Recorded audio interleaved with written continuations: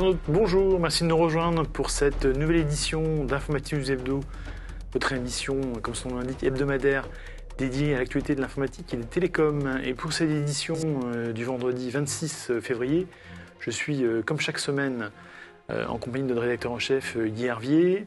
Bonjour Guy. Bonjour Jean-François. Alors Guy, on commence ce passage en revue de l'actualité par un acteur traditionnel de cette émission, en l'occurrence Microsoft, et qui donc a officiellement confirmé pour nos lecteurs ou nos spectateurs qui seraient allergiques au cloud que Office 2021 va bien sortir en version on-premise. Donc ça veut dire qu'on va pouvoir avoir l'équivalent d'Office 365, mais en version en dur, si je puis dire. Oui, alors c'est étonnant d'ailleurs parce que en quelques années finalement il y a vraiment un renversement, c'est-à-dire qu'au départ c'était Office en dur, donc en version comme vous dites on-premise, donc sous forme de logiciel, licence perpétuelle, d'ailleurs on reviendra sur ce mot licence perpétuelle, était disponible et puis après c'était disponible sur le cloud. Là c'est l'inverse, donc en gros on voit bien Microsoft pousse Microsoft 365 ex Office 365 la version sur le cloud, mais propose, et ce sera sans doute la dernière version sous cette forme-là, Office 2021, dont la preview devrait être disponible en mars-avril et qui sera disponible sous forme commerciale un peu plus tard dans l'année. Peut-être qu'à l'occasion d'ailleurs de Ignite, on aura plus d'informations. Ce qu'il faut savoir, c'est que cette version alors licence perpétuelle, d'ailleurs on peut en discuter sur le terme parce que le support qui traditionnellement était de 10 ans va passer à 5 ans pour cette nouvelle version. Donc on voit bien que Microsoft ne tient pas à s'engager éternellement sur une version de ce type-là. Les prix seront 10% plus chers et donc là aussi on voit bien que la politique c'est essayer de pousser les utilisateurs vers la version cloud. Et puis les fonctionnalités, finalement maintenant c'est clairement inversé, c'est-à-dire que les versions sur le cloud de Office 365, Microsoft 365 sont supérieures, enfin sont plus complètes que sur cette version en dur. Et ça s'explique assez simplement parce qu'en fait, toutes les fonctionnalités qui sont liées à, par exemple, tout ce qui est lié à l'intelligence artificielle disponible sur Azure ne seront pas disponibles sur Office 2021. Donc on voit bien qu'il y a un renversement de tendance.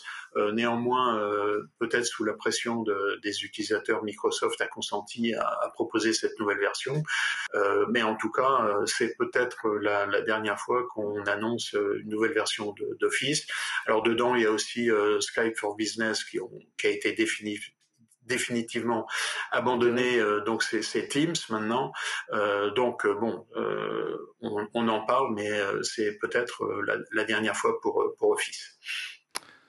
Alors Guy, autre sujet de la semaine, là je pense que ce n'est que le début de l'histoire, hein, une fuite massive de données de santé. On parle de 500 000 coordonnées, les coordonnées complètes, hein, puisqu'il s'agit des coordonnées liées, qui seraient issues d'un piratage de laboratoires d'analyse médicale. La CNIL évidemment a réagi. Bon, mais je pense c'était vraiment le début de l'histoire, on aura l'occasion d'y revenir dans les prochaines semaines.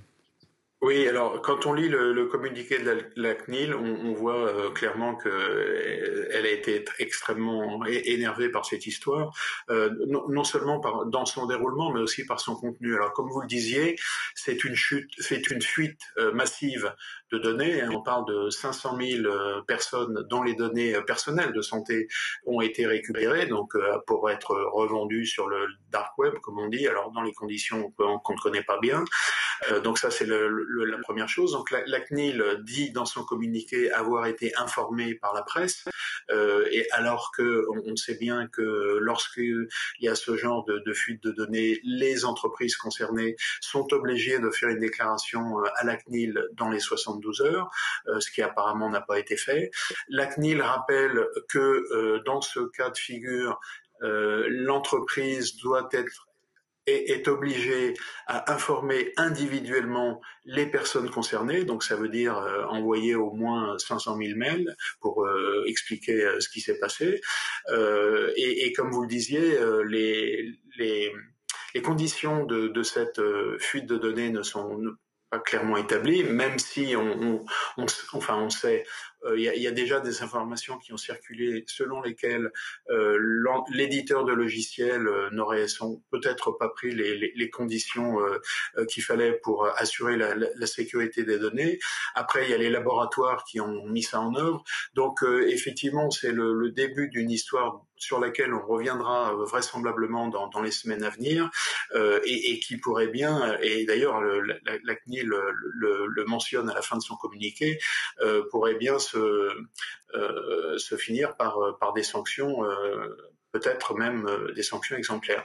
Donc c'est une histoire dont on a parlé abondamment cette semaine, et sur laquelle on reviendra, et donc pour lesquels on aura l'occasion de donner un peu plus de détails quand on en aura. Alors Guy, on reste sur le domaine des données de santé avec une sortie, si je puis me permettre l'expression, de la CNAM qui s'oppose clairement au fameux projet Health Data Hub, puisqu'elle s'oppose au transfert des données sur cette plateforme Health Data Hub qui, on le sait, ça fait entre guillemets scandale, devrait être hébergée sur les serveurs de Microsoft Azure. Oui, alors rappelons déjà Health Data Hub, en fait c'est une plateforme de données de santé en bon français, je ne sais pas pourquoi ils ont été pêchés ce nom anglais entre parenthèses. Donc plateforme de données de santé qui a été mise en œuvre en décembre 2019 de mémoire, et donc l'idée en fait c'est de collecter, de collationner des données de santé pour pouvoir après les ouvrir évidemment sous des conditions extrêmement strictes, puisque là on a des données qui sont personnelles, pour pouvoir les ouvrir à différentes institutions qui voudraient en faire des études. Et donc l'idée c'était d'avoir une copie de ces données sur le cloud, et donc Microsoft s'était positionné, et la CNAM avait donc botté un peu en touche en septembre dernier en disant que elle attendait le conseil de la CNIL, encore la CNIL, encore une fois. Donc la CNIL avait donné un avis défavorable, et puis finalement elle a fait savoir il y a quelques jours qu'elle était défavorable au transfert de ces données sur le cloud d'Azure de Microsoft. Il y avait eu des avenants qui avaient été passés, c'est-à-dire que on avait demandé à Microsoft d'apporter des correctifs sur le contrat, mais finalement, et des garanties supplémentaires, mais finalement ça n'a pas été suffisant, et donc le conseil de la CNAM affiche un niet. Donc évidemment, ça veut dire que on dit non à cette solution-là, c'est très bien, mais il faut en proposer une autre. Et là, le ministre de la Santé, Olivier Véran, a dit que on allait travailler au développement d'une solution alternative, mais que finalement cette solution n'est pas prête immédiatement. Donc, en gros, c'est un peu reculer pour mieux sauter, mais en tout cas, c'est l'affirmation dans la logique du cloud souverain dont on parle depuis très longtemps, qui est en train de se mettre en place. Mais évidemment, il faut enfin savoir les capacités de stocker des données, et pour l'instant, c'est peut-être pas tout à fait le cas. Alors Guy, on aborde peut-être le chapitre économique de ce passage en revue d'actualité, et on parle du plan de sauvegarde de l'emploi, pour employer le terme consacré, qui est en route chez IBM, puisqu'on sait que suite à l'arrivée d'une nouvelle direction chez IBM, il y a pas mal de changements en cours, et ça se traduit par, appelons un chat, de probables licenciements nombre assez important. Et évidemment, le PSE tel qu'il a été présenté aux syndicats ne satisfait évidemment pas ces derniers. Oui, alors on en avait parlé il y a quelques mois, donc c'était une annonce qui finalement avait surpris, à la fois surpris, et puis c'était aussi la conclusion logique de la stratégie d'IBM. Donc l'annonce était que IBM se scinde dans deux entreprises, une plutôt orientée sur le cloud et l'autre plutôt orientée sur en gros les services d'hébergement, enfin de cloud privé et de services. Et Et donc, évidemment, après, ça se traduit par des questions sociales et d'organisation. Et donc, en France, il avait été annoncé que 1251 personnes seraient concernées par ce transfert et que à l'occasion de ce transfert, il y aurait certainement, alors comme d'habitude, hein, on fait appel aux volontaires et puis après, quand il n'y a pas assez de volontaires, on passe au licenciement sec. Là, il était question de 450 licenciements secs. Donc évidemment, pour une entreprise qui aujourd'hui représente 6 voire 7000 personnes, c'est beaucoup. Donc pourquoi on en parle? Parce qu'aujourd'hui, il devrait y avoir une nouvelle réunion des acteurs sociaux avec la direction d'IBM pour voir ce qu'il en ressortira. Donc il a été obtenu en fait qu'il y avait la dissociation du PSE et du transfert. Le PSE était prévu pour le 1er juillet et le transfert pour le 1er septembre. La dissociation des deux, c'était sans doute pour avoir une meilleure transparence sur ce qui allait se passer, parce que si les deux se font ensemble, il est peut-être plus facile de masquer certaines choses. Mais donc là encore, on en parle aujourd'hui parce que c'est pas la dernière réunion, mais c'est une réunion importante où les informations seront données plus clairement aux acteurs sociaux. On en reparlera encore dans les semaines à venir. Très bien dit. Alors, autre sujet, toujours côté économique, avec un acteur qui n'est pas forcément très connu de ce côté-ci de l'Atlantique, qui s'appelle Zillow, et qui montre de manière assez intéressante comment une plateforme Internet peut faire évoluer son business model. Pour caricaturer, oui. C'est un peu seloger.com en version US peut-être. C'est ça, oui. Plus rapproché. En gros, l'idée, vous avez une maison et Zillow, qui est passé partout dans toutes les rues des États-Unis, est capable d'en faire une estimation. Donc, on donne la description et puis il vous donne une estimation. Et donc, vous n'avez même pas besoin de faire la demande. C'est-à-dire que vous avez une maison, vous allez sur le site et puis il vous donne une estimation. Donc là, très bien. Enfin, très bien, si je puis dire. Et puis donc, ils ont annoncé qu'ils allaient un cran plus loin, c'est-à-dire qu'en fait, ils allaient se transformer en agents immobiliers et donc à la fois vendre et acheter des maisons, c'est-à-dire faire des propositions. Donc, Zillow fait une estimation de votre maison, vous voyez cette estimation, vous trouvez qu'elle vous convient, et donc vous proposez à Zillow de la vendre ou de l'acheter.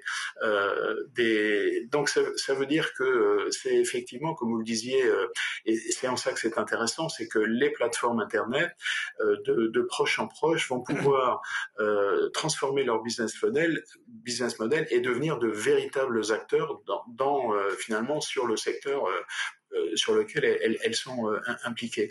Alors, ça pose évidemment le problème qu'elles sont juges et parties, c'est-à-dire qu'elles estiment à la fois votre bien et puis ensuite elles se font intermédiaires, donc agents immobiliers, donc ça pose quand même ce petit problème-là. Ça veut dire que finalement, cette évolution des plateformes Internet pourrait devenir se généraliser dans tout un tas de secteurs.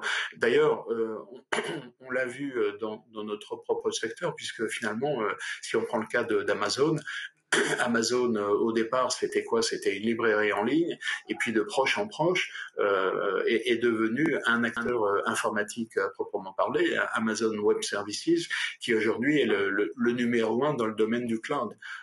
Donc, je dirais que c'était dans le domaine IT qui nous concerne. Zillow, c'est dans un domaine un peu différent, et il est vraisemblable que de proche en proche, on voit de plus en plus ce genre d'évolution sur le monde Internet.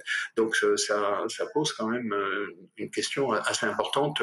Quid du devenir de certains secteurs économiques. Évidemment, la période qu'on a vécue ces derniers temps et qui n'est pas terminée devrait vraisemblablement accélérer le mouvement dans ce domaine. Alors Guy, le dossier de la semaine, c'est un rapport du CIGREF qui a été réalisé par un de ses vice-présidents, en l'occurrence Stéphane Rousseau, qui est le DSI du groupe Eiffage, me semble-t-il, sur les suites collaboratives. Et le rapport s'intitule « Mémoire en valeur d'usage et alternative des suites collaboratives ». Alors qu'est-ce qu'on peut en dire, Guy ? Alors, qu'est-ce qu'on peut en dire? Donc, ce qu'on peut en dire déjà, c'est conseiller à nos lecteurs de s'y reporter, parce que c'est une étude intéressante qui apporte un certain nombre de excusez-moi, de données sur la question. Alors, valeur d'usage, en fait, bon, le constat il est clair. Hein. Dans ce domaine des suites collaboratives, finalement, il y a deux acteurs qui sont omniprésents.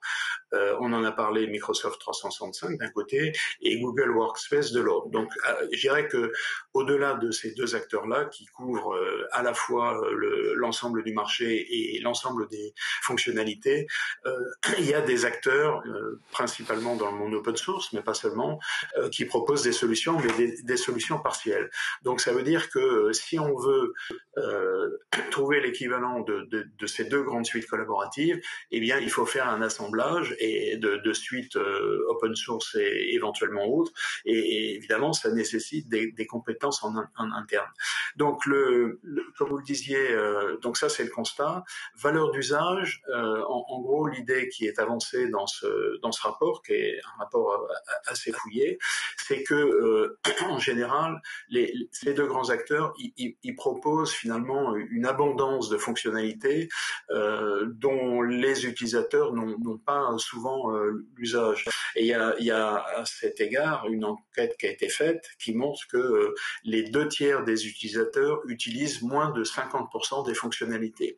Alors évidemment, à ça, on pourrait rétorquer l'argument qui est que, bah oui, c'est sans doute vrai, mais finalement, il y a peut-être pour chacun des utilisateurs une fonctionnalité qui correspond à un usage particulier, et que donc finalement proposer cette abondance de fonctionnalités, ça permet à chaque entreprise de trouver la bonne fonctionnalité qui lui correspondrait pour un usage particulier. Bon, ça c'est, je me fais pas le défenseur le défenseur des deux grands acteurs, mais enfin en tout cas.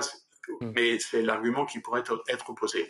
Maintenant, l'autre argument qui est celui qui est bien connu, avancé par le SIGREF, hein, puisque on fait référence depuis 3 ans sur le rapport qui est la relation avec les grands fournisseurs, et donc là comment dire les idées qui sont avancées, elles sont relativement similaires. C'est-à-dire qu'en fait, les entreprises sont confrontées à deux grandes entreprises qui fixent un peu leurs lois, qui font évoluer les fonctionnalités comme elles en changent, qui imposent les prix, etc. Oui, donc, le il est rapport de très force difficile d'en sortir. n'est pas Voilà. vraiment équivalent. Et pas exactement, il n'est pas tout à fait favorable. Donc ça, c'est la première chose. Maintenant, la deuxième, c'est celui qu'on disait, c'est que si une entreprise veut confectionner sa propre suite collaborative à partir de briques de base, eh bien, il faut qu'elle ait des compétences en interne, ce qui n'est pas toujours le cas. Alors, je conseille à nos auditeurs de s'y reporter, parce que dedans, ils verront des exemples, alors Société Générale, Ernst & Young, donc EY, et puis les ministères, qui proposent à la fois, je dirais, des informations, qui donnent des informations sur ce qui est possible de trouver dans les domaines divers. Bon, on les connaît, hein, la messagerie, les suites collaboratives, suites de bureautique, la messagerie instantanée, le chat, la visioconférence, dans tous les domaines. Donc, qui propose, je dirais, les alternatives, et puis aussi qui présente l'exemple qu'elles ont développé en interne pour éventuellement proposer des alternatives. Donc c'est un rapport assez, très intéressant qui serait judicieux pour toutes les entreprises qui sont concernées par ce problème, c'est-à-dire toutes les entreprises, de s'y reporter pour retrouver les informations qu'elles pourraient souhaiter trouver. Eh bien, écoutez, Guy, voilà une activité toute trouvée pour nos lecteurs ce week-end, hein, s'ils ne savent pas, après le confinement, ou le couvre-feu, pardon. Ou avant le confinement. Ou en attendant le confinement, exactement. Pour poursuivre cette émission, Guy, l'événement de la semaine à venir, c'est une conférence AI Big Data sur le secteur de la banque, assurance et de la finance. Évidemment, conférence virtuelle, oui. Bien sûr. Bien sûr, donc c'est big data et intelligence artificielle. Donc c'est le 10 et le 11 mars prochain. C'est comme vous le disiez orienté banque, finance, assurance. Et il y aura des conférences, multi-conférences avec qui couvrent plein de domaines sur le sujet, mais avec la participation des CDO, donc des Chief Data Officers, de grands acteurs du secteur, donc Société Générale, Natixis, pour n'en citer que deux. Et donc, ça veut dire que tous les DSI concernés par DSI et puis responsables des données qui sont concernés par cette actualité, ils pourront s'y reporter pour mettre à niveau leur connaissance dans ce domaine. Très bien dit. Et pour conclure, notre traditionnel coup de cœur, coup de gueule, là en l'occurrence, c'est une décision de justice française qui enjoint Twitter à dévoiler les coordonnées de ses membres suite à ce qu'on appelle dans le jargon du doxing. C'est ça, et donc je dirais que on ne peut que s'en réjouir, puisque on a vu les effets les effets absolument effroyables que peut avoir Twitter. On va pas citer les exemples, mais on les connaît.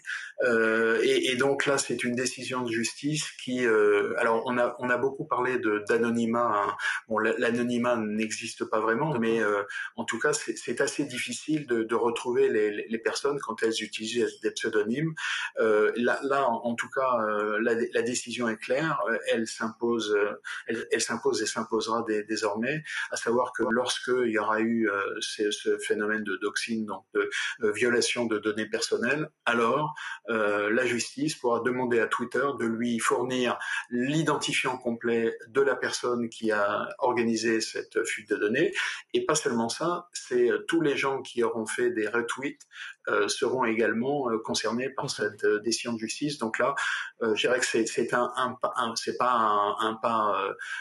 important, on va dire. Il faut qu'il y en ait d'autres pour avancer dans ce domaine, mais en tout cas, c'était quelque chose qu'il était intéressant de mentionner et qui va dans la bonne direction. Il faut juste que les moyens de la justice suivent, mais enfin ça c'est un autre débat. Oui. Ce sera l'occasion d'une autre émission. En attendant, merci à toutes et à tous de nous avoir suivis. Je vous propose de nous retrouver la semaine prochaine pour une nouvelle édition d'Informative Hebdo. En attendant, très belle semaine à toutes et à tous. Merci.